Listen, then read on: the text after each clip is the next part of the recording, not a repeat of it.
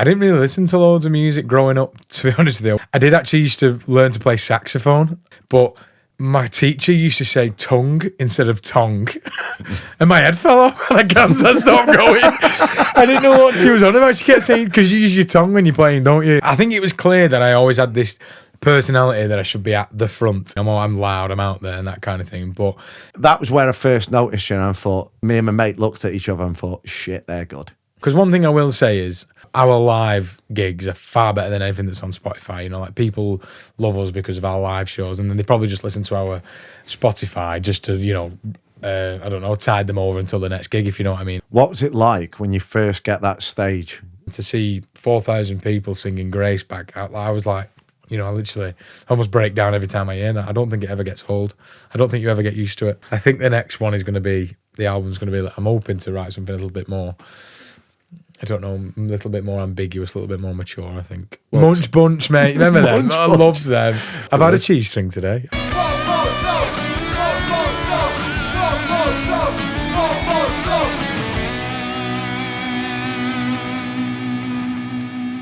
Hello and welcome to the One More Songcast. So it's me on my own today, hosting, but today we got a very special guest. It's Ollie Anglesea from the Lilacs. Hello there, how are you? Not bad, mate. How are you? Good, thank you. Very good, always. Yeah, we did try and get you on before, but unfortunately that episode sort of fell away when we got the studio all moved, so didn't it? But, yeah, it did, yeah. I feel like, I told a lot of bad stories in that one, I think, from memory. I don't know if you can... I hope you've not archived it and just deleted it, because I'm so glad it didn't go out, you know, actually. No, it wasn't. I don't remember it being a load of bad stuff, to be honest, Ollie. But we've got a lot more to talk about since that. When was that, by the way? I think it was like November 23, to be honest. Wow. It was a while ago, and then I think it was due to come out in the new year, and then we just moved studio, or we were starting to get this place built. And then by the way. It's been superb for us, and the editing's much easier, I've got to be honest there. But mainly for Luke, I'll be honest about that, to be honest. I've got to stop saying to be honest now, but we'll get on with the episode. So you've had a fucking mad year, haven't you? Like, it has been a crazy 12 months, to be fair, yeah. So, like, just before we start, what was that game you were playing with Jedward and the lottery winners? That's how crazy that you could say that. That was just an arm wrestle. That's all that was. Is that John or Edward from Jedward? I can't remember which one. I think it was John. Bet Tom from the lottery winners that he beat him in an arm wrestle, and I had a bit of money on John from Jedward winning, and he won, and that's why I was so buzzing. A little 20 quid with John, our bass player. Fucking brilliant. And you know, they are actually dead sound. Shout out to Jedward. Like, they're exactly what you think they would be, if you know what I mean. They are as crazy off stage as they are kind of on stage. So yeah, sometimes you'd wonder if it's a bit of an act with certain people. No, well, they still might have been playing up, but I can't see it. They were just like too down to earth. Just crazy people. Did you get on the Guinness with them as well? Or? No, they don't. They weren't drinking. They went out the night before. And what's weird, I've never heard this, but they got an Uber to the gig. You know, like, I've never heard of that before. Like, you know what I mean? And then got an Uber home. Weird. Not to Ireland. They were staying in Crewe. Right. But they were sound. Right. So what we'll do, we always like to go back to where it all started. So where your influences came from, what was being played around the house. So how did you sort of get into listening to music? I think someone asked me this recently, to be honest with you. I was quite late to like listening to like proper like sort of indie music and things like that. I was probably like in college when I was about 16. I didn't really listen to loads of music growing up, to be honest with you. That wasn't my thing. Even though I've played drums for 20 years, actually listening to music wasn't my thing. Like, I wasn't one of these people who like grew up on like Oasis and things like that. So I kind of like started late, really. Yeah, I mean, my dad used to listen to like Luther Vandross and all that kind of stuff. That was his vibe, and I love that, and I love all that. But I don't think that's why. That wasn't the influence. I don't think why I'm in a band now. I think when I went to college, just a lot of the lads that I went to college with, I did music at college, and a lot of those guys kind of took me down the path of sort of like Cortinas and Stone Roses and Arctic Monkeys and things like that. And that's kind of just how that happened with the band, really. And then I think I went to Kendal Corn to watch the Cortinas, maybe, or was it Catfish, one of them. And then that's kind of how the band was formed in and around that time, really. But I haven't really grown up listening to it. I wish I had a better answer for you, to be honest with you. So what inspired you to play drums if you weren't even listening to music? I'll be honest with you, my mum pushed me into that. I tried all kinds of instruments before drums was the one. Like because I didn't love listening to music, but I always loved the idea of, I don't know, like I can't remember when I was 5 when I first started, so I can't exactly remember what it was, what I was thinking, but I must have just loved the idea of playing music, more than like listening to it. So I played keyboard, but I didn't put the time in. And then I did actually, this is a stupid thing, but I did actually used to learn to play saxophone, right. But my teacher used to say tongue instead of tongue, and my head fell off and I can't stop going. I didn't know what she was on about. She kept saying, because you use your tongue when you're playing, don't you? Your saxophone. And she kept saying tongue, and I was like, nah, I say tongue, not tongue. And that was it.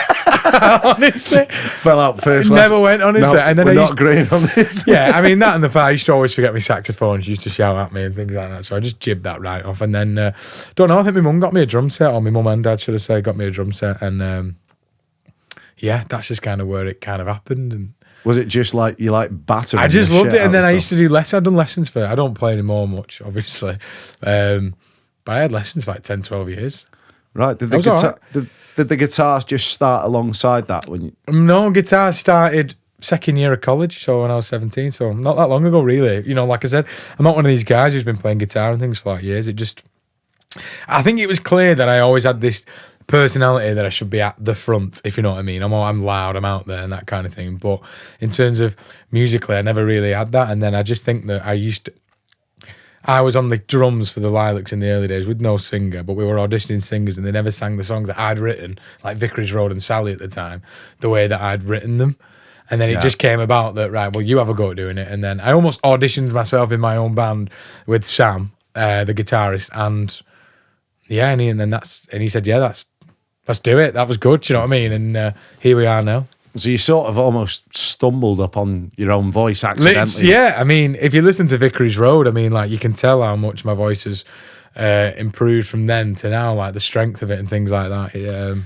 I think, you can hear that right the way through your tracks. You can hear like the naivety, and then all the way up to like our recent EP, where it's like almost feels like like a strong vocal, if you know what I mean. So when you started out, you've obviously like clicked with the drums at a young age. Yeah. When did your first band come along then? I was just saying earlier, wasn't I?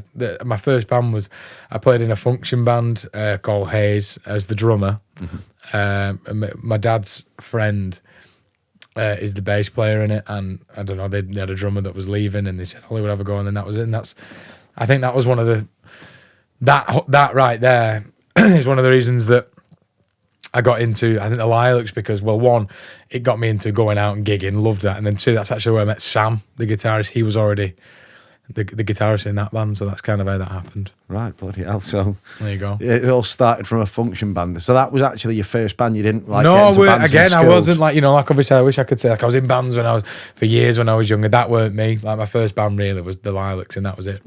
Yeah, so I know the story was the name, where the name came from for the Lilacs was about the Lilac Centre. So could you just remind us what that was about?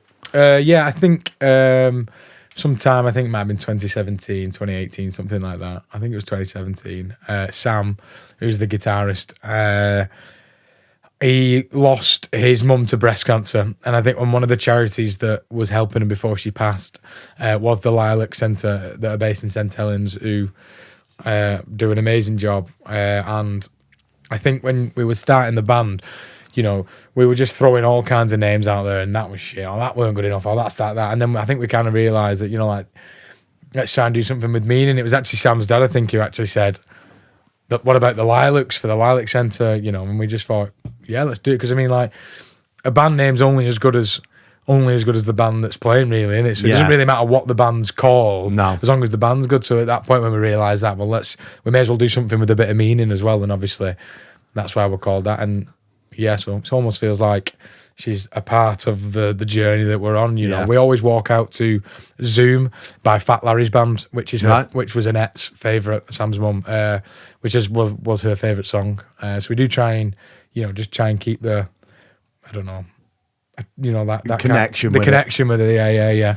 And what is also good is that a lot of our fans actually do a lot of charity work for the Lilac Centre. We know people who go on runs. We know people who've been doing ultra marathons. With people doing rowing and biking. A lot of our fans are raising money for the Lilac Centre. So, you know, that's also good.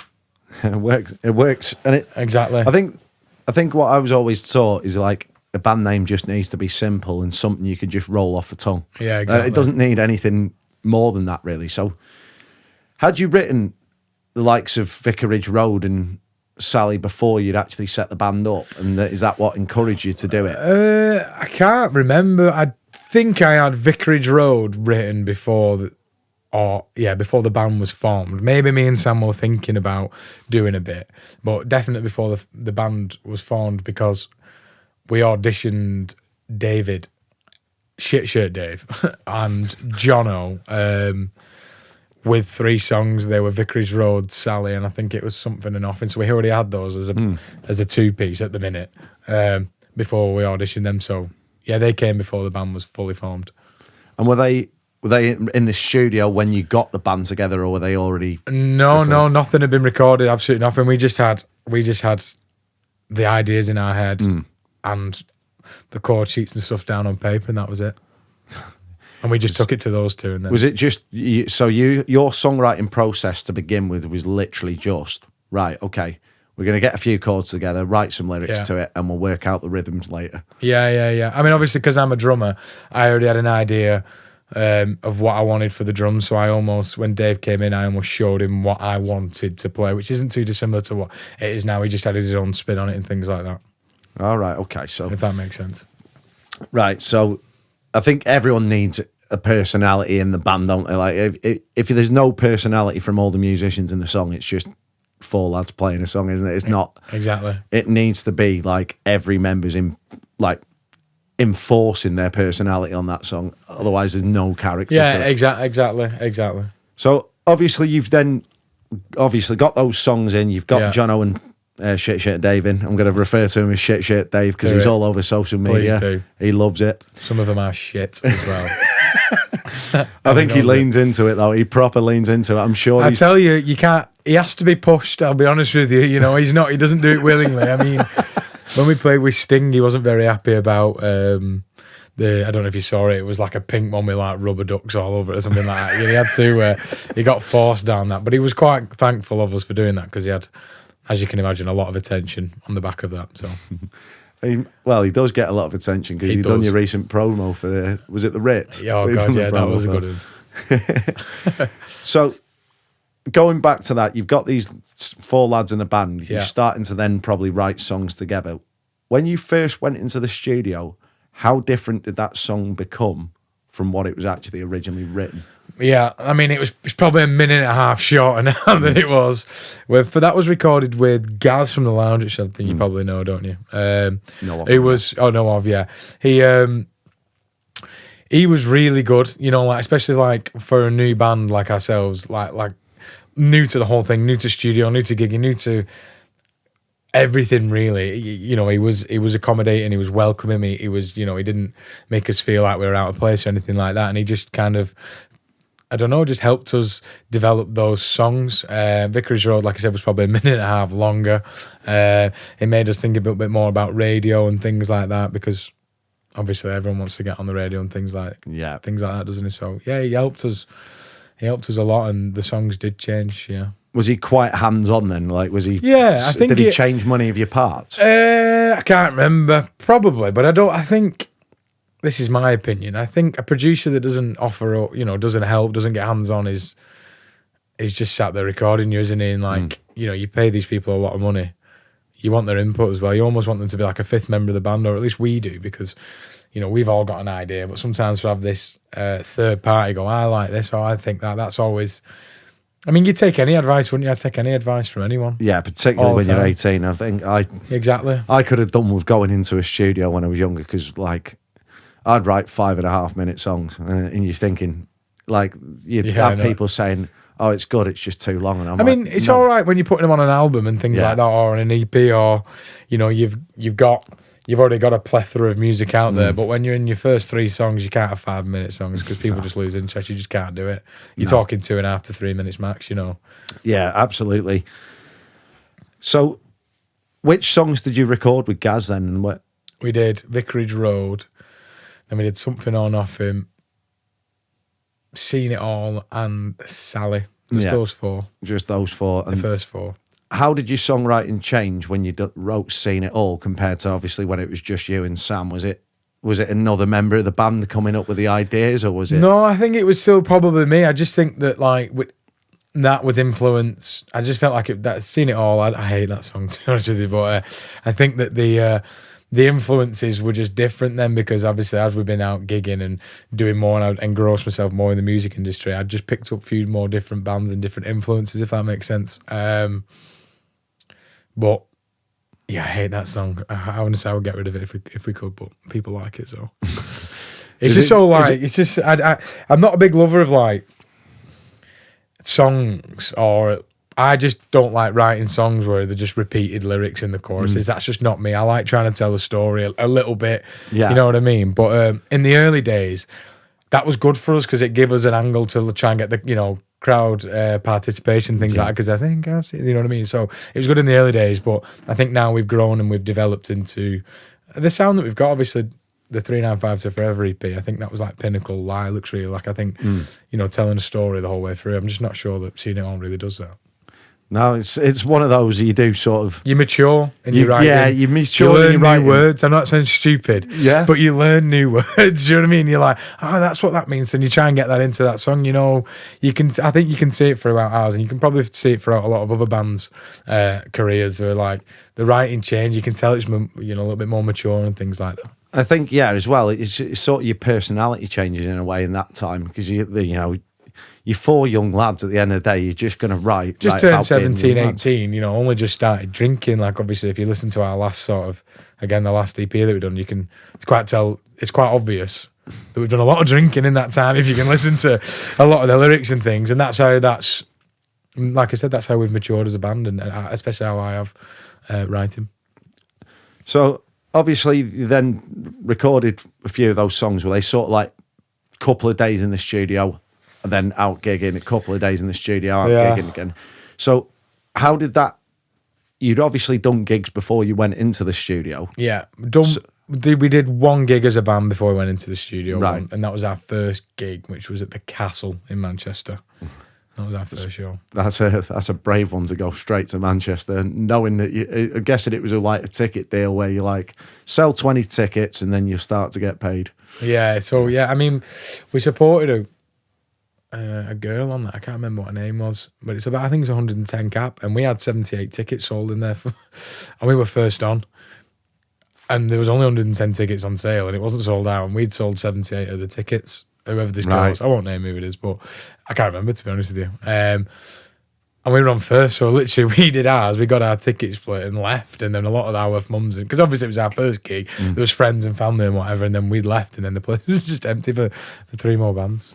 I think that is a naive band thing, because like at 25 you never think to do that, because you'd feel bad for the act, wouldn't you? Yeah. But like, I think when you're first out, you're like, oh yeah, we'll just do this gig and we'll just go out afterwards or whatever. Yeah, exactly. You're not thinking about the other bands and how selfish. I think, to be fair, I think we stopped to watch a couple of them, but it was a Monday night, the first gig, and it was late, so I think we all kind of just left. So I reckon that it was probably quite quiet for the headline act. But yeah, I think if you did like, it was £2 a ticket or whatever it was. I remember him giving me some cash in an envelope.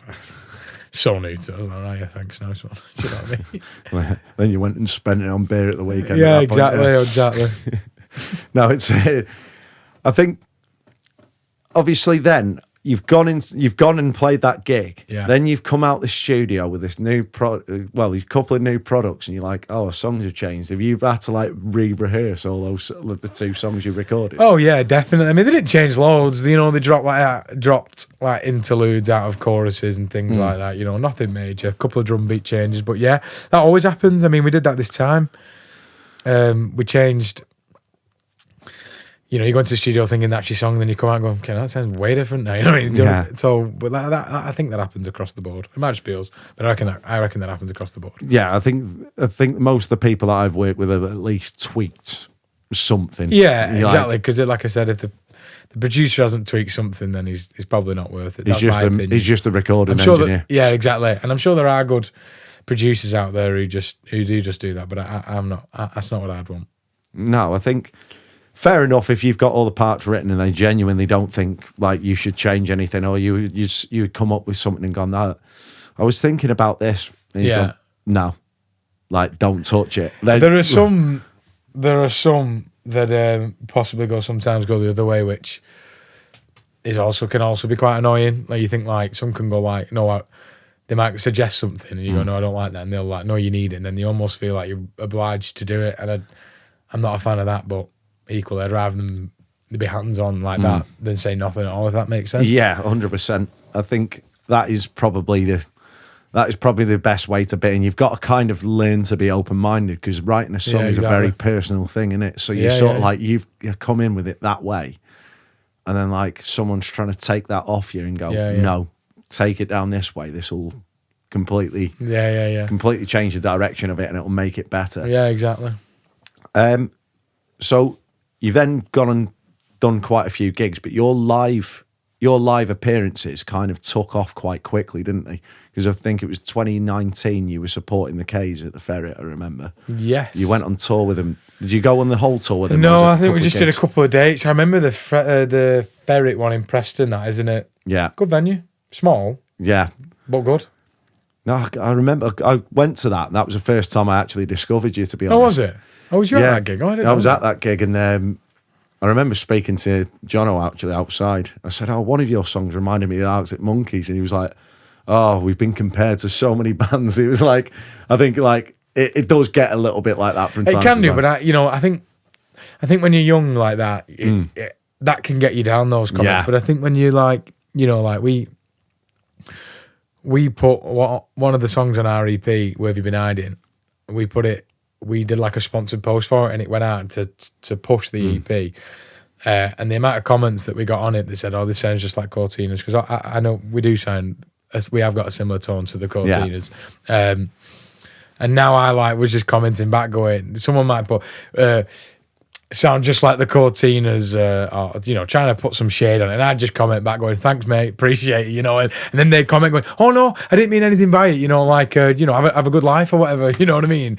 And so they'd almost shit it when I put reply, because they're trying to put shade on us saying that we're copying them, but I'm not bothered anymore because, well, I don't know, it's almost a compliment, is it? Because I know I've not directly robbed them, or else, well, for a start, the last EP was recorded with Joe Cross, who is the bass player from the Cortinas, so I know full well that I haven't robbed the Cortinas tracks. Do they sound like, do they sound like them? Maybe, but I take that as a compliment. Yeah, it's not a bad thing. Like, look at the ratings, like, massive.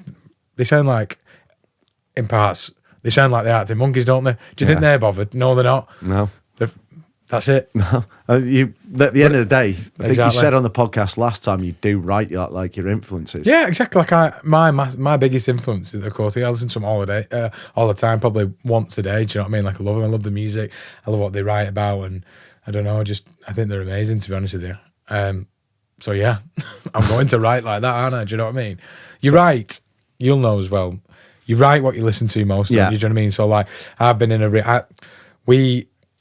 I watched the Stereophonics at the Isle of Wight Festival, and they were amazing.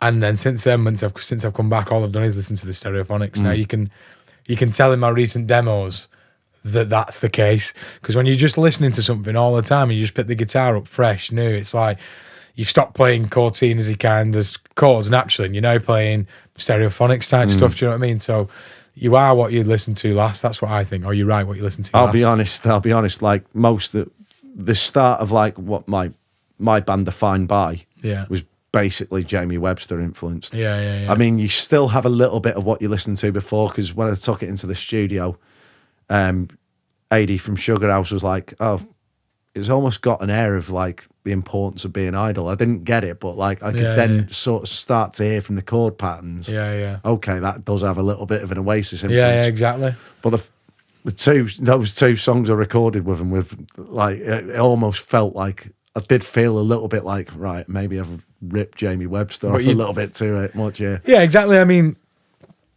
there are only, it sounds cliche, doesn't it? But there are only so many chords and things like that. You know what I mean? It's just whether everything else that you've put with it sounds like something else as well. Do you know what I mean? Which can happen. You know what I mean? You can do it. You can record a song, and it can sound like something else. But you know, shit happens. Yeah. So what I was getting at with that, how did that K's gig come about? Because obviously you would have done a few gigs, and then promoters start looking when you're getting singles out, and your singles are getting a bit of traction, aren't they? I think obviously that came through This Feeling. I mean, This Feeling, and I like. Yeah, I'm sure you know who they are, but they're like a promotion company for up and coming bands, and then they also bridge that gap between you're not like up and coming, even though we are, but like then we're on that gap where we're like, you know, going to that next level, and they help bridge that gap kind of thing. And I think once people, because one thing I will say is like our live, and I'm sure a lot of bands are the same, but our live gigs are far better than anything that's on Spotify. You know, like people love us because of our live shows, and then they probably just listen to our Spotify just to, you know, I don't know, tide them over until the next gig, if you know what I mean. I don't think people are listening to our music and then come to gigs. I might be wrong. People actually might like the music on Spotify, but I think it's the other way around. So we obviously did a lot of gigs, and I think there was a lot of traction that, God, the Lilacs gigs are good and they're a bit rowdy and this and this and that. And then obviously we had a guy, George, who works at This Feeling, who, you know, was helping us and loved us kind of thing. And it was him who said, do you fancy supporting the K's at the Ferret? They've had a dropout for a band, and we were just the first one to answer the call, I think, really. That's all it is. I mean, that was good. When was that? In 2019, did you say? Yeah, December 2019. I remember it being not long before lockdown. Right, but yeah, we had a good night out. To be fair, we actually got, me and my friendship group got a photo with Jamie from the K's, but we asked someone to take it, got the photo back, and it was just completely blurry. You couldn't make out anyone's face. So it was just like, right, crazy. Okay, that's gone. He'd literally taken the photo and pissed off. I was like, oh, for fuck's sake. Class. But that was where I first noticed, you know, and thought, shit, that me and my mate looked at each other and thought, shit, they're good. And like, you get an idea when a band could do something, but you never know, do you? No, of course. You're almost at such a level, but you were supporting the K's, who at that point had probably just started to rise because they'd recorded Aurora with, you know, Alan McGee, the old Oasis manager. Yeah. So it was like, right, okay, these could be something here. And then the next thing, about 6 months later, I see you in a pub in, I think it was your local, where was it? Cherry Gardens. I remember that, actually, mate. Yeah. I think you and your mates were singing.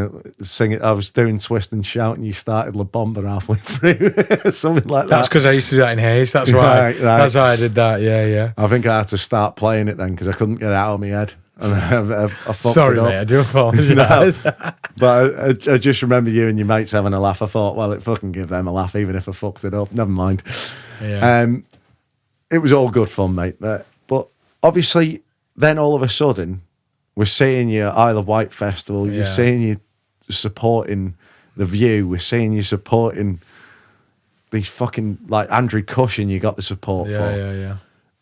How was that all come about? Was that from This Feeling? Was that off the back of This Feeling in a way? Yeah, I think so. Yeah, like I said, This Feeling, like, they did a lot for us. They still do a lot for us. You know, we owe them a lot for where we are today. But yeah, they'll just put us up for those. Like they definitely got us the View supports. They definitely got us the Andrew Cushion supports, which, you know, got a lot of time for Andrew. Andrew's really, really good. I love his music, but he also give us that. I mean, don't get me wrong, I know what it's like being an artist. It's not always, half the time, it's not even up to you support. It's always up to your manager or your promoter. But, you know, for him or his team for giving us a chance and letting us play those gigs is, we thank them as well, because we picked up a lot of fans from those shows, a lot. You know, there's a lot of people who said, oh, we first saw you at Andrew Cushion, or we first saw you here at Andrew Cushion, and now that really helped us get to where we are today. That and I think we did a show with the Sherlocks at the Albert Hall Similar time. Those sort of like the tour with Andrew and that gig with the Sherlocks really, I just think, help put a little bit of a name out there for us. Do you know what I mean? So then people start buying tickets, and then from there on, really, it's just snowballed. And did this feeling approach you, or did you guys approach them? In the early days, Yeah. I approached them in the early days, like right at the beginning. They didn't. I just put the feelers out to some promotion companies, and I think when Vicarage Road came out, I think they found us that way. Because to be fair, like considering it was we'd only done one gig, and it was our first single, it actually did really, really well. I say really well, but I can't remember. Like I think it did like 10,000 streams in the first month or something. But like for a band that has only done one show and only put one single out, I'm sure that's pretty good. You know, so I'm guessing like it is. That's mega, because I think mine had probably 100 plays after the first week or something like that. Yeah, exactly. And it's hard. Yeah, it is hard. It is hard to win. Obviously, at the time, again, I didn't know what that meant, but clearly, I think people clearly loved it. We got a lot of shares from it, and I think they might have, once they saw my email in an inbox, maybe they may have reached out to us. Yeah, it's, obviously, you're just knocking your name out to promoters. You're going to get some dodgy. And there's going to be the odd good one. And then that one, if you perform then you've got your foot in the door. Yeah. I think this is just, I think that goes as advice, just knock your name about as much as possible. Yeah. Because when you do release that single that does take off, like I was knocking on the door at the Ferret for years, like to just get a gig there. We started getting it within the thousands of streams, and the next thing, like I think the single had been out 2 weeks, and they were like, "Hey, we got a Thursday night slot available. Do you want to go?" I think you've got to just take a chance, even if you're not sure if you're good enough. If you go to these producers, if you go to like people like Gaz at the Lounge, people like Jono at Aloe Sound, people like probably Sugar House as well, will help young bands like just develop their sound. Yeah. I think it's so important to just keep knocking your name about, keep asking Yeah, questions. exactly. I mean, as soon as we found that we liked and we had a good relationship with this feeling, to be fair, that was it. Then we didn't use any other promotion companies because they ticked every box, if you know what I mean. So once we found those, we were quite lucky. And then they just got behind us, backed us and pushed us. And, you know, they helped us sign. We signed to a booking agent last year. The same one that James assigned to, and the Cooks and people like that, and they helped that all that come about. So, you know, can't thank them enough. They're awesome. They are. What was it like gigging with The View as well? Because I think you did. It was at Keele University. I did Keele Uni, and we did Newcastle. They were good. Yeah, I mean the Keele one, I think it was one of the first nights that they did. So it was all a little bit. Well, I didn't think. I thought it would be busier, the Keele one, to be fair, but the Newcastle one was rammed. It was heaving. It was good. They were wild, but got to meet them. Really nice chaps, you know. They're the people who had a fight on stage, aren't they? The Deaf Institute. I don't know if anyone remembers this. I don't remember this, but the bass player punched the lead singer at the Deaf Institute went at some point. So no one thought they were gonna get back together, but they clearly did. And they were good, nice lads. Really nice, good crowd. Again, a few people said that they've been watchers at those shows and still watch us today. No, like I remember there was a wave of albums come out in the mid-noughties, and you had like the Kooks' first album come out, the Killers' first album, Hot Fuzz. Hot Fuss, wasn't it? Hot Fuzz, yeah. Hot Fuzz was a movie in the mid-noughties. Don't get those two fucking confused. Then had The View. I think it was, who else? Pigeon Detectives, bands like that were just knocking out. And literally there was one album a month coming out from someone. And I think probably the Wombats and the Cortinas were probably the end of at that the end sort of the noughties, era. weren't they? Yeah. It was like the Britpop era all over again. It was Class. like I actually felt like I was fucking living it. So like The View, like their 3 singles that they released and that album that they released went fucking through the roof with Same Jeans on. I thought they were going to be something, and then I was like, never heard from them again. No, yeah. And it was just that can happen though, can't it? Of course it can happen, and especially then when there probably wasn't the same ties to what we've got. Like Spotify now, you can just listen to them whatever you want. But Yeah, if you exactly. didn't buy that record, you were illegally downloading, weren't you? Like Yeah, there was exactly. no other way. So, like for bands like that to like still be about is great. I mean, I saw the Fratellis supporting Kaiser Chiefs, and the Sherlocks were on before them, and it was like just fucking What a nostalgia.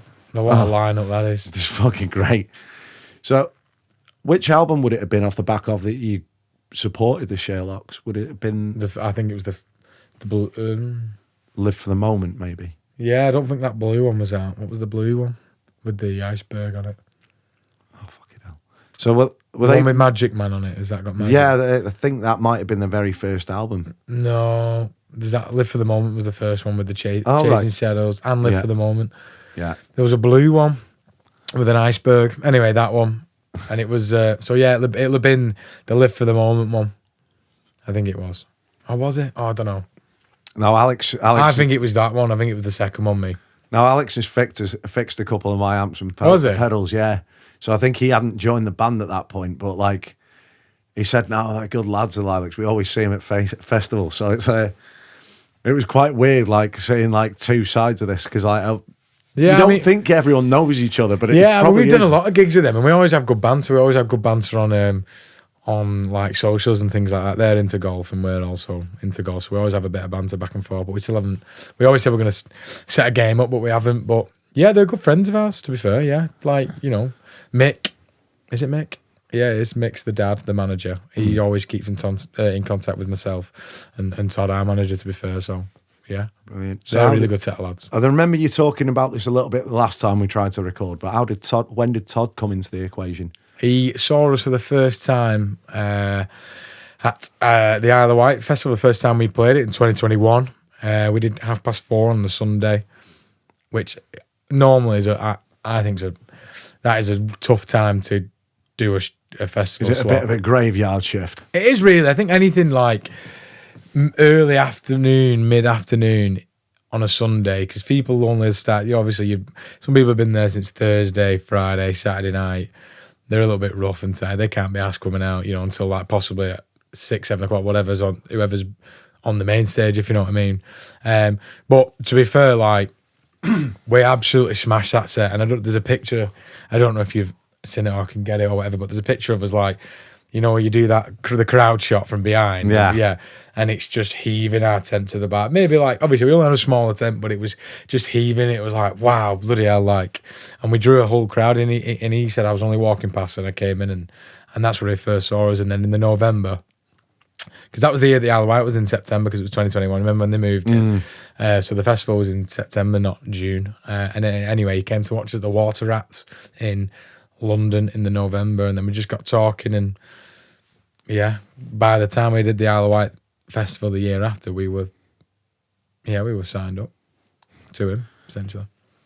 I say signed up, like, we're almost best friends, to be honest with you. Signed up makes it sound like some real, I don't know, corporate thing. Like, he now became our manager and just signed a few contracts to cover each other's backs, kind of thing, really. But like, I don't even know where they are, because he's basically just a fifth member of the band, to be honest with you.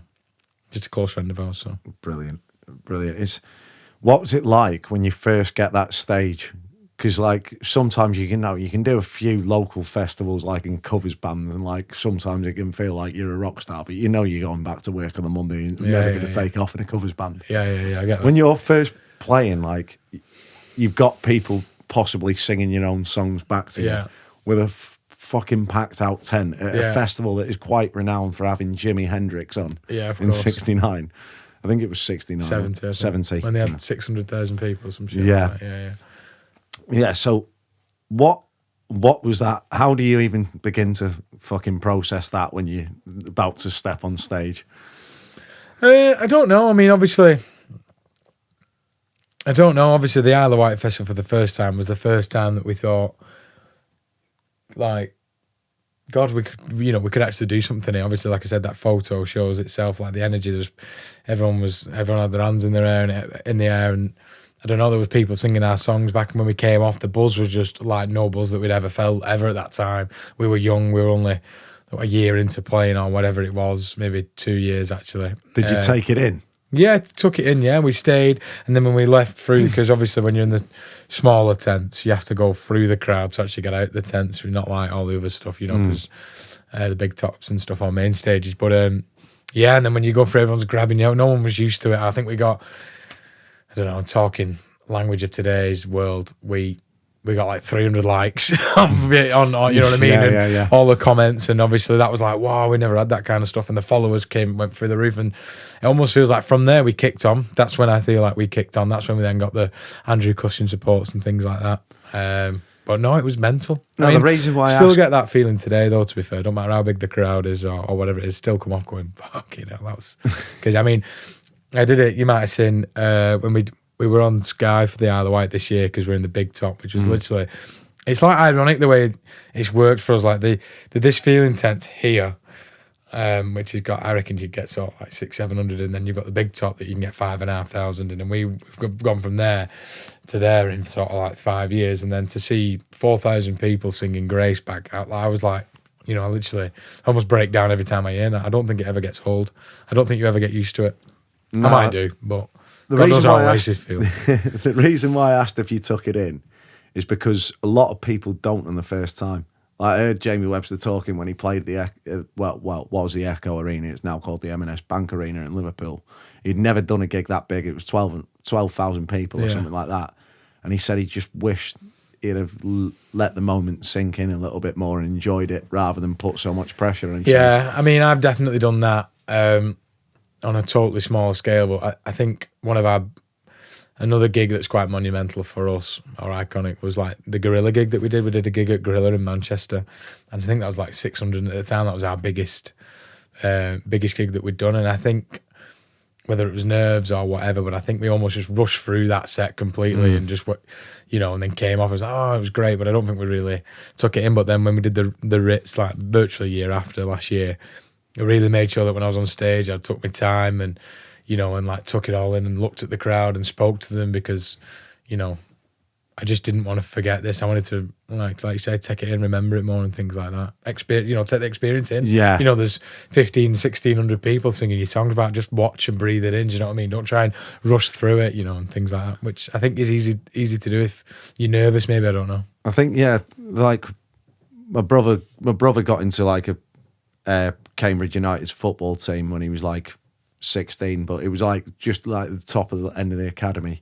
I think one of the best pieces of advice he ever said he was given was just go out and express yourself. Yeah. Like, it's pretty much as simple as that when it comes. It must be as simple as that when it comes to a gig, because at the end of the day, you are expressing your own songs. Yeah, exactly. And I think one thing that people might not think or might not know is that, like, it gets easier the bigger the crowds. Like, that is actually a thing, So, like, when you're walking out, like, we think that, like, if we think we're going to go into a tent that's dead, that's harder for us to walk on, because we all feed off the energy, and a lot of bands are the same. But the bigger the crowd, the easier it becomes. So then the conversation backstage, lads, it's 10,000, or lads, it's 5,000, whatever. Just go out there, express yourselves, come off. That's all we do. And we do the same thing, go and do your thing, and that's what we do. And we just go out there and express ourselves. Yeah. And you can tell, I think a lot of people do say that about us, is that we do.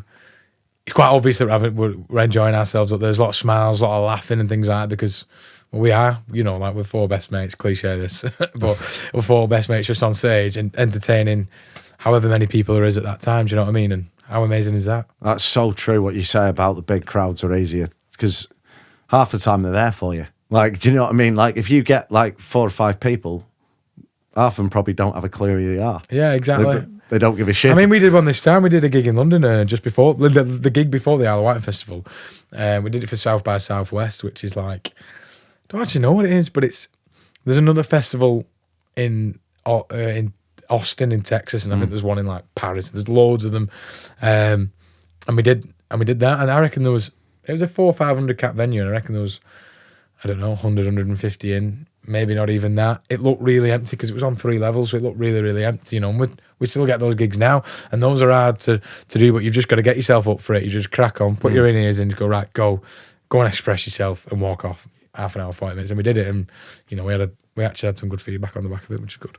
I did see a little clip from Isle of Wight, but Luke said he turned his telly on and it was Sky Arts, and you were just on there singing fucking Grace. Yeah. ABC, if I remember. But yeah, just turned the telly on and there you were. Yeah, I think could have been Sky Arts with the Isle of Wight. Yeah, it was crazy. I mean, we knew that we were being filmed because I had to sign a lot of waivers to basically say don't swear. But yeah, I mean, we had 2:00 Sunday afternoon. And again, same as the first year we did it, I was like, who's going to turn up to this? You know what I mean? But obviously, I was less nervous because I thought, listen, we're playing the big top. I know that our brand, if you will, is out there. I know that I saw a lot of people said they were going to come, whatever. On the Saturday, we did a meet-up, a fan meet-up in a pub.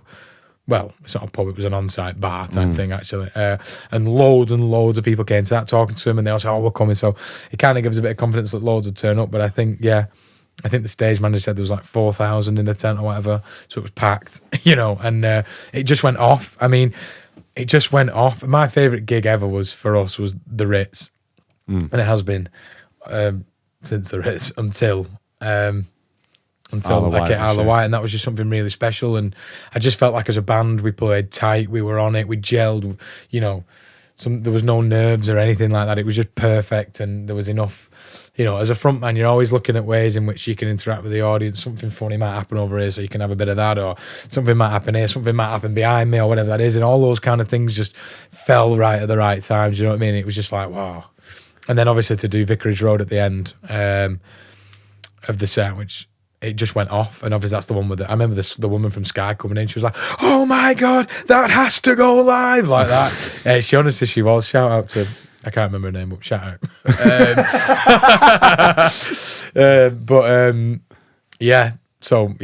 It was wild. It was really wild. We played the Big Top last year, but what day did we do? I think we did the Sunday last year. Oh, we did the Saturday, last year.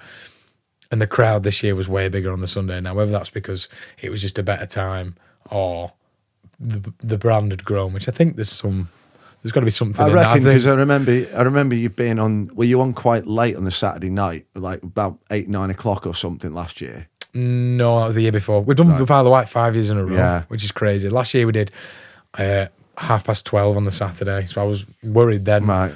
But I just thought with it being Saturday, there's more chance that people are going to be up and about. I just felt like I know what I'm like. I wouldn't have gone to watch me, if you know what I mean.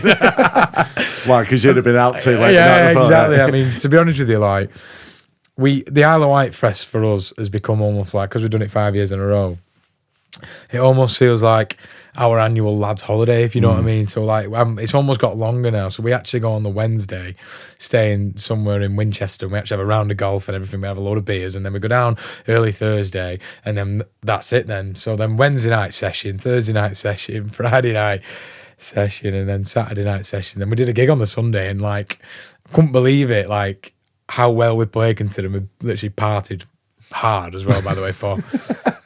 Like really hard. We partied probably for 4 not the days. Advice you'd want to be giving. No, really, I wouldn't. Yeah, don't do this at home. One of them things. But I wouldn't. But yeah, honestly, it becomes a muscle when you train it. You have to do it for years. Yeah, exactly. No, but to be fair, like the biggest, obviously, I'm the biggest one because of my voice, and I've done that before. The first year I did the Isle of Wight, I lost my voice. Watched singing to Liam Gallagher and Snow Patrol. Woke up Sunday morning, I was like, "Fuck!" Like, I can't say. Where's the medical tent for some ginger shots or whatever? But and a tea, a honey tea. You know what I mean? Oh, but very good then. Life. But yeah, but this year, I mean, we watched the Stereophonics this year side of stage, and I didn't even sing a word because I was just like that. Do you know what I mean? Right. Just take. I thought taking it in. Yeah, but I was like, I can't sing because I love him. And I was like, if I start singing and lose my voice, I was like.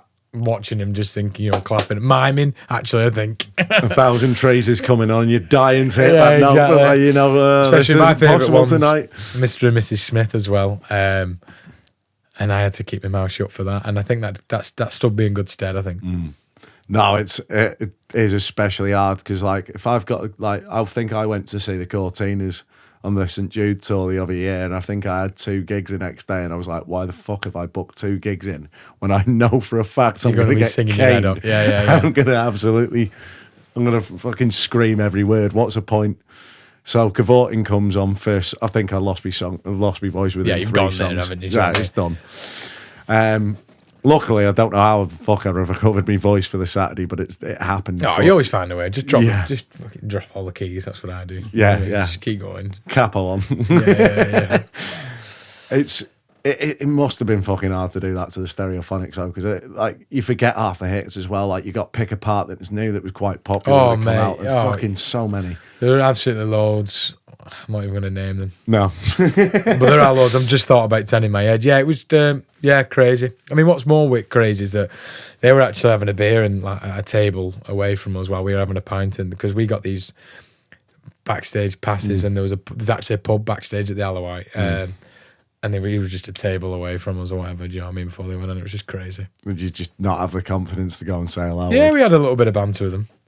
Superb. Didn't go over to do the usual, like, oh, can we have a photo? But there was just bits of banter flying around, and we all just got in there, were laughing and whatever.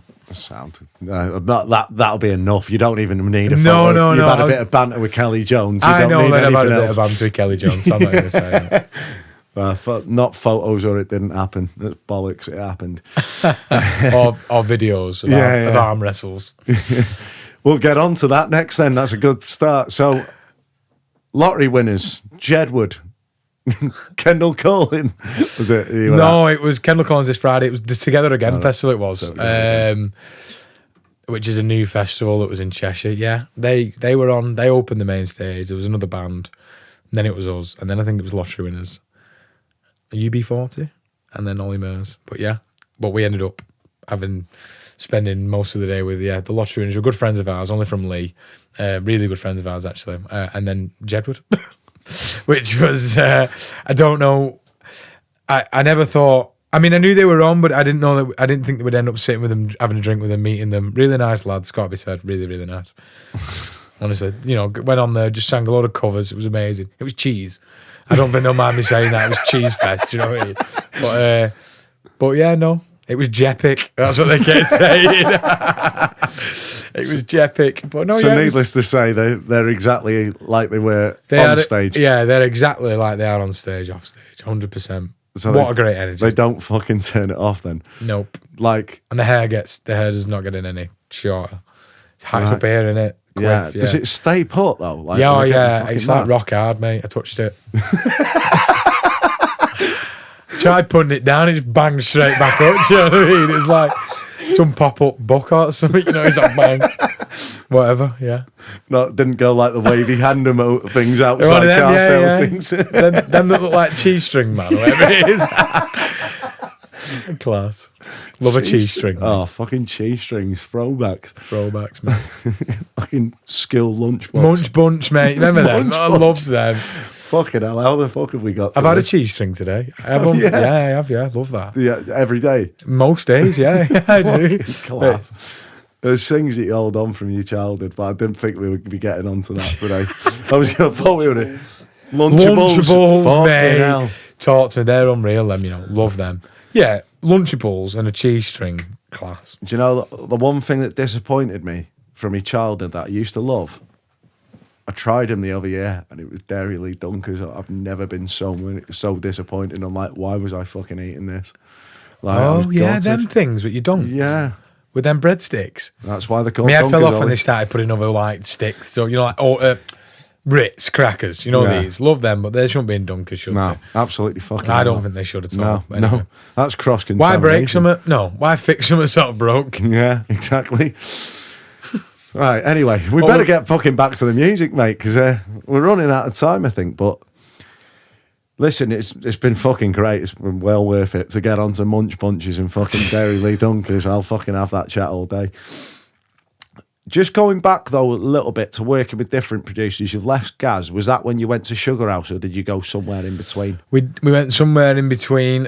Some friends of ours from down south. He was just getting into producing and things like that, and he took us to Giant Wafer in Wales. I don't know if you've heard of it. It's a bit like Rockfield. It's the same version. It's the same thing as Rockfield, but obviously not as iconic as Rockfield. But same vibe. There's accommodation and there's like a massive studio, which is amazing. And we went there, and that's where we recorded That's Not Me, Red Flags, and By All Means. And then after that is when we then went to Alien Late Sugar Ice, who I'm sure we'll get on to, but just class. Really enjoyed working. Yeah, with them. I've obviously mentioned I worked with them, but like, I think it was clear from the last time we spoke to you, you had good words to say about them. They had good words to say about you, and I think listening to the tunes that you recorded with them, I mean, Sticky Dance Floors when that came out, I remembered it from live. It like felt familiar anyway, but like particularly Hopeless Romantic, I was like, fuck, like they haven't had an edge to their tune like that. No, since. I know. I mean, that Hopeless Romantic is like the product of like, we were going in the studio in 2 days and we had no song, to be honest. And we rushed something together, and that's how Hopeless Romantic was kind of formed. I mean, again, myself and Sam, I don't know if we're just overly critical of ourselves, but we're not big lovers of that one. But I know there are a lot of people who are, just because we think it's a little bit heavier, isn't it? And we didn't grow up on that, or our influences don't fall within that heavy kind of big riff, you know what I mean? You could almost say Sally was in that direction. Sally was in that direction, yes, it definitely was, but I don't know why. I just think there was something just a slight bit different about Sally, whereas Hopeless Romantic just felt like just a bit gritty, and to be fair, like, it was actually, even though I'm saying this now, I mean, we've got to do 45 minutes of Kendall on Friday, and I'm thinking, I might throw Hopeless Romantic back in for a laugh. Do you know what I mean? I'm thinking tent. You know, it's just going to go, it's going to be big in a tent, that is. Yeah, you know what I can imagine that one. That was probably the... But yeah, we did Grace with them as well. Yeah, Grace was one you did, yeah. Again, and to be fair to AD, and I still have this banter with him now, but he was right. The chorus to Grace, obviously, is like, there you were at the bus stop, just that bit. That was a first verse in my song before AD and Lee said, no, it's a hook, that, man. I know. And to this day, I'll always go, still think it's a first verse. Do you know what I mean? But it's quite clear it's not, because obviously that's, even though Vicarage Road is our biggest song, I think the fan favourite is definitely Grace. And obviously, like I said, I've probably got them to thank for how they moulded that track, to be fair. I think that is the thing, like when we're going about producers at Hands On, I mean, I just remember coming up with a part for one of my songs. He's like, right, have you got anything for the lead? I started playing, and then he heard 2 notes and went, no, it's not it. How the fuck have you heard that? I've played 2 notes. He's good at that, isn't he? Because he doesn't do any of the engineering, does he, really? He's there as like right, musical director. Yeah. MD. Exactly that. And then Lee would just work the magic. You haven't got a fucking clue what he's doing. He's got a bit though as well, to be fair. He can hear bits. Both of their ears are just ridiculous, because like they pluck these things out of thin air that you just like, what the fuck? I mean, we went into record Luke's single with him the other week. I saw that. And Jesus, like, I had a part. He's like, yeah, it's around that mark, and what he turned it into, you're just like, right. How have you got that from that? Like, there's no way that you were hearing. You're getting notes chucked into things that you didn't think would work with a particular chord. It's just, yeah. I mean, have other producers been that hands-on in that way, or would you say, or would you say it's all a little bit different? They're all a bit different, aren't they? I think AD and Lee, and AD. I mean, I love AD, but AD's very much. He's very like. How do I say this? He's very much like. If he's got an idea, he will want to run with it, which is not a bad thing. And I love AD, and I've got a lot of time for him. Like I said, I owe him everything for what he did for Grace and Sticky and Hopeless. And I think we did another one with them At Your Age. Yeah. But I think obviously we recently started working with Joe Cross, and that's just, again, it's just a different dynamic. You know, like he does put his ideas across, but he just does it in a different way. He might make you feel as though you came up with the idea, if you know what I mean, whereas actually it's kind of his idea, but no, they are all different, but we've loved the last 2. I really enjoyed Gaz. I enjoyed working with the lads in Giant Wafer, but, you know, AD and Lee at Sugar House and Joe Cross they were definitely by far our if obviously we signed a record deal last year, and at that point, once you've done that, you've got, right, we're going to put an EP out and we're going to put an album out. We would have been given the choice to probably choose Sugar House, which I think we may have gone with them because we think they're amazing. But obviously, our record label worked closer with Joe Cross from the Cortinas. Obviously, I'm a massive Cortinas fan. That was like it was just like the stars aligned, and it was like, right, obviously we're going to go this way. Do you know what I mean? So yeah. What was the question? What was? No, it was just about how they worked in different ways. So that was I mean, all it was. Joe's, like, consider Joe's had like numerous number ones, worked with Louis Tomlinson, obviously the Cortinas, and other big bands. I think, is it Callum Beattie? Is that his name? Have you heard of this guy? The name rings a bell. Maybe Wales, something like that. I don't know. But anyway, he's Yeah. big. So we're going into the studio thinking that we'll be going from, obviously you've been to Adrian Lee's, which again is just a room and another room, is it? It's nothing like fancy.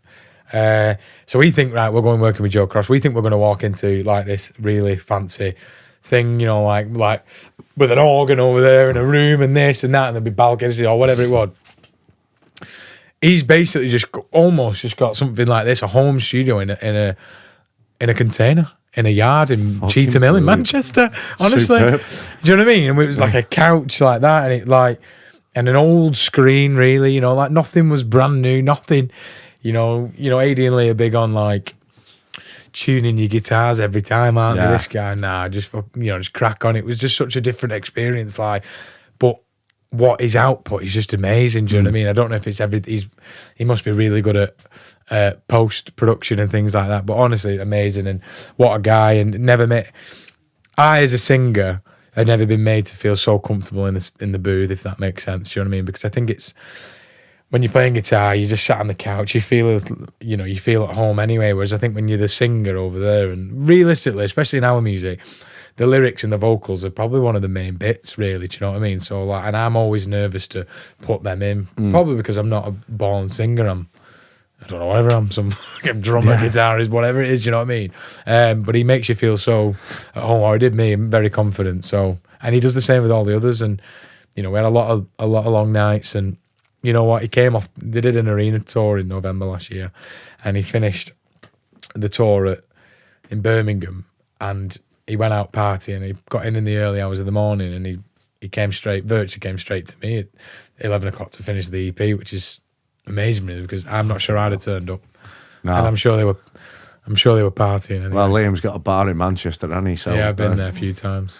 Fucking bet Liam hired it out especially for him as well. Yeah. So, but no, like they've both been really good. But I think we've loved working with Joe Cross this time. It's just been amazing, just a different experience. He's in the industry. Do you know what I mean? Like. And the people he surrounds himself with, and obviously just getting those little bits of wisdom, like he is in a band that plays, and he is in a band that plays big gigs, and just getting all that, just bits of wisdom, bits of advice out of him, and talking about in-ears and backline and things like that, and playback and all that. It's just, that has just been so insightful, you know what I mean? And I think that the tunes are good.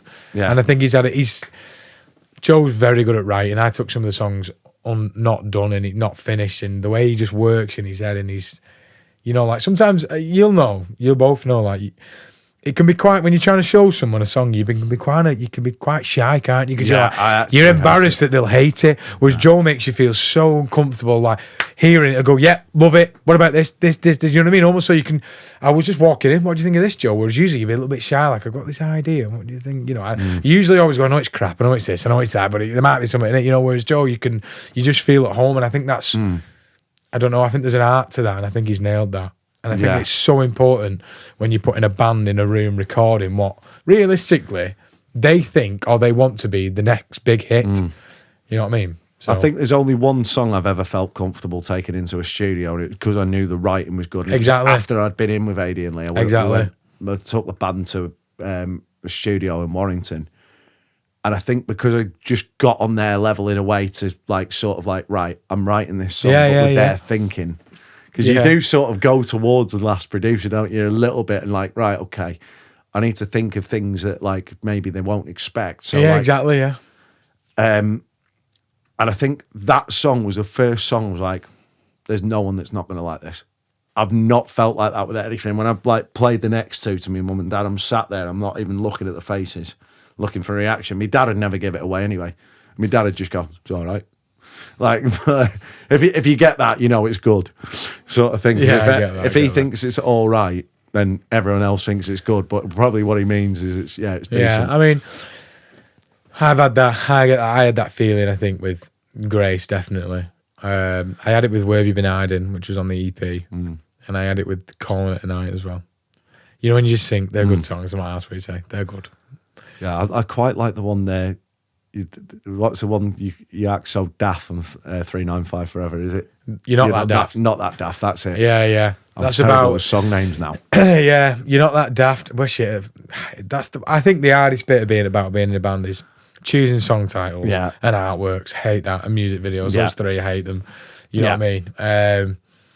But yeah, that song's actually about me and Dave. I think the opening line is, do you remember that night when we caused a racket? We got let back in because we both swapped jackets. That actually happened in Glasgow. As cliche as it sounds, I couldn't. It's usually Dave who can't get into clubs, but it's actually me this one time. And we genuinely did just walk around the corner, swap jackets, and got straight back in. As if that works, but it did. And yeah, that's what that one's about. A few mentions of Wigan in there. Do you remember Indie?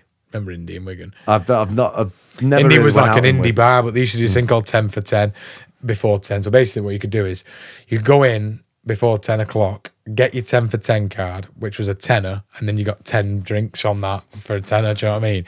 But you had to go and get it before 10. So if you only got it before 10, you could leave and then go back at 2 a.m. and you had your 10 for 10 card, which you'd already paid for, and they just stamp it every time. But Indie's not there no more. So I just felt like it was... So Indie's actually the Sticky Dance Floor's artwork cover. Fucking right. Where there was a massive queue outside. Yeah. Yeah. What was I saying? No, about talking about... Yeah. So I just felt like... And I remember it shutting at the time and, you're just looking for inspiration and it was just there. I was like, right, that could work. Yeah. But it's always those simple ideas that take off, and it just right. Let's write a song about us acting daft when we're getting pissed. Yeah, exactly. Fucking great. Exactly. I mean, I think that's what the 395 to Forever is really. That's what a lot of the tracks are about on there. That and misspent youth and I don't know, love, if you will, or relationships or whatever. Flings for most people. But I think the next one is going to be. The album's going to be... I'm hoping to write something a little bit more... I don't know, a little bit more ambiguous, a little bit more mature, I think. I think we've covered near enough everything. So what are the plans moving forward? Obviously we've got the Academy booked for the end of the year, which is... Tickets are doing really well for that. We've got an upcoming... a warm-up tour to that, which is some towns that we've never been before. I think there's Carlisle, Edinburgh, Oxford, and... the Isle of Wight was the first time we've played it as a gig, not a festival. But yeah, we've got loads of festivals. Obviously, Sam's finishing his treatment. So we need, obviously, waiting for that. I think that he should be, hopefully, fingers crossed, done for the middle of September. And then once that's back, I think there'll be, I don't know, almost feels like a debrief. And then we'll start again almost in terms of rehearsing and things like that and getting him ready, match fit, if you will. Just quickly leading back onto that, how did that affect the band when you got the news with Sam? Because obviously we send our wishes to him. I saw it on social media and I thought, because obviously we'd spoken to you before, I was like, I knew he was one of the founding members and I thought, oh shit. Yeah, I mean, I don't know, it was tough for the band. Just because, obviously, we don't like seeing our friend, obviously, ill or whatever, but it probably couldn't have happened to a better person in a way that, he's just so positive. He's just... You wouldn't even know, mate. It's affecting him, and I know he's been up... it's obviously... I mean, at the end of the day, you're just putting shit in your body. You're putting poison or whatever it is into your body, aren't you? But, I know he's had some rough nights and things like that, but, you wouldn't even know if you spoke to him. Do you know what I mean? He's just such a trooper, and I don't know if he's been hardened to it through what he's been through with his mum and things like that, but he's just cracking on and things like that. He has actually been to a couple of rehearsals with our standing. He actually did the initial 3 rehearsals on his own with the standing to get him ready and things like that. So he's just been amazing, mate. And, hopefully he's back sooner than... soon. Soon, yeah. Sorry, has it felt weird doing it with the standing? You're turning around and Sam's not there. It is weird, yeah. We was only saying the other day. I mean, shout out to Luca. He's in a band called Freight from Warrington who are really good. You want to check those guys out. But he's really good. He's picked it up quicker than, honestly, we had an hour's worth of a set to rehearse. Sam did 2 rehearsals with him on his own, no band, just them 2. And then I did 1 rehearsal with him on the Monday and he did the whole set. and I think that's just amazing. An hour to learn new songs and things like that, and he's just cracked on. It's amazing. But yeah, I mean, it's just different. It's not Sam being there, but that doesn't mean necessarily that's not just on the actual show. That's backstage. That's getting ready. You know, Sam always paces up and down, like as a bit of a nervous thing, I suppose, and like, you know, annoys you on the night, but you miss it when he's not doing it. That kind of thing, and things like that. And you know, like he always worries doing his in-ear monitors and stuff. And again, it probably does your head in on the night. But when you're not doing, you think, oh, it's just not. It's weird not having him there. But yeah, he'll be back soon. This guy comes in chilled out. Like, so we've obviously, why the fuck are you not pacing? Lad? Yeah, exactly. So we've obviously then moved the tour, which was this year, to the start of next year. But yeah, that's kind of there will be an album. Obviously, this is just delayed. It's slightly because we've not been doing as much. I've been doing quite a lot of writing, to be fair. But like I'll do loads of writing, then I'll take it to Sam, song by song. But now I've got to do that with sort of 10 tracks or whatever. So we're a little bit behind. But yeah, there'll be an album next year. I don't know if I've just disclosed something I shouldn't. But at the end of the day, we're a band, aren't we? We're going to put albums out. So it's like it's like we might be gigging. Well, just slap me wrist label like whatever. Like so there probably will be an album at some point next year, which I'm really looking forward to doing, because I really like the 395 to Forever, but I already want to better it. I already feel more mature and things like that, so I can't wait. Are the ideas flowing easy for that? Yeah, they are actually. I've got a few, probably like 4 or 5. I think some of I won't disclose this, but I think we might put some of the, I won't disclose which ones, but I think some of the tracks that we've already got out there might get a re-record and get put on there. Some of them that are quite special to us, with it being the debut album. But yeah, there's 4 or 5 good ideas out there that I think they're going to love. You're going to love, and I'm going to love. Yeah. So. And the single, you've got an idea of what the single's going to be out of them lot at the moment? Yeah, but I think I've already written one of the ones. I think will be the title track, and obviously will then be the name of the EP. I think it's brilliant, but obviously I won't give you that information. No, that's absolutely fine. Well, Ollie, fantastic as always. Thank you very much. Just quickly before we go, your clothing brand. Yes. Is it Here We Fucking Go? That's what it stands for, mate. Of course it is. I mean, it's something that I say on stage. I'm not saying it's exclusive to me, because there are a lot of bands that say that out there, but I just wanted to kind of bring, I don't know, there just doesn't seem to be like a premium product in the gigging space. And I know a lot of people buy band merch, and I wouldn't want to stop that, because obviously I'm in a band and I want that. Yeah. But there are a lot of people out there who don't wear band merch, but they still might wear something, I don't know, that's, giving gig vibes. And this is our In the Fields kind of, what they call it, In the Fields selection, which is all based around festivals and things like that. But yeah, that's why I did it. I just wanted to try and keep it in keeping with the music industry and gigging and things like that. So HUFG was kind of born at that. Slightly, Ollie, just so we can see it on camera. Where am I going? Just lift yourself up a tad. There we go. There you go. See that? Nice. Yeah, this is one of the latest ones. I've got more. We've got one that's on the back that says like "See you in the fields" and stuff. But yeah, just wanted to just do that. You know what I mean? Something else. I just love it. I love clothes. I love it, and I just thought. And I was sick of buying clothes as well to wear on stage and things like that. So I was like, I'm just going to start my own. And if no one wears it, but I'll wear it. But you know what? A lot of people have ordered a lot, actually. It's been quite hectic to manage between, a part-time job and other stuff. Well, it's a full-time job, actually. And then the band and, other bits. I was going to say, you're still working in recruitment alongside it as well, then? Yeah. Family business, is it? Yeah, family business. Marketing, Marketing, which is quite good, because it's digital marketing, so the social media, which helps with the band and things like that. It all kind of ties in. But yeah, I mean, we don't work Fridays anymore.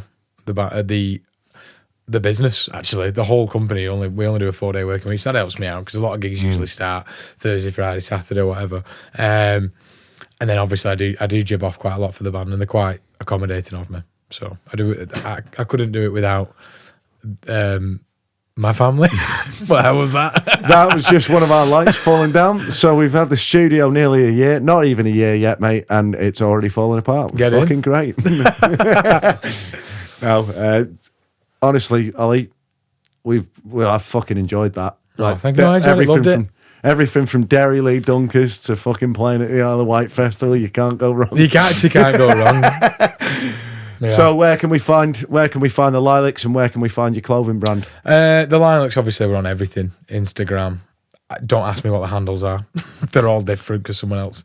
There is another Lilacs band somewhere, actually, which is annoying. But we're on Instagram. We're on X. Hate calling it X as well. Twitter. It's Twitter, innit? Fucking Twitter. We're on Facebook, obviously. And then my clothing brand is, again, on Instagram, which is HWFG Clo.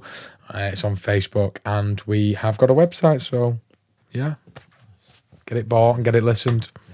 Superb. Ollie, we'll put those handles in the description anyway, so everyone can find you. We wish Sam all the best, as I said again. Of course.